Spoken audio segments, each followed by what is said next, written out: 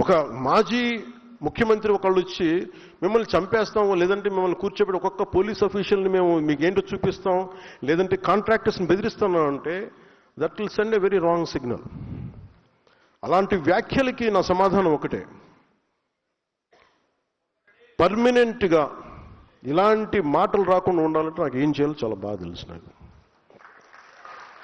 అని మీరు ఇంక బెదిరించడాలు మానేసేయాలి. వైసీపీ నాయకులకు మీరు బెదిరించడం మానేసేయండి. ఇంకా మీరు ప్రజాస్వామ్య వ్యవస్థలో ప్రజాస్వామ్య పార్లమెంటరీ భాషకి మీరు రండి. ఇంకా మీరు బెదిరించడం మానేయాలి. అలాగే ఎవరన్నా అధికారులు కానీ ప్రజల్లో కానీ ఎవరన్నా ఉంటే ఒకవేళ వాళ్ళు వచ్చేస్తారేమో అప్పుడు ఏంటి, అలాంటి పరిస్థితులు రావు. ఎందుకు రావు కూడా చెప్తాం. దీనికి నేను లాజికల్ రీజనే చెప్తాను. మీరు ఎంత కొట్టుకున్నా కొట్లాడినా మీ ఓట్ శాతం సర్టన్ తగ్గుద్దా పెరుగుద్దా మీరు కాబట్టి ఇంకొకరికి వెళ్తుంది ఆ పార్టీ, ఆ ఓట్ బ్యాంక్.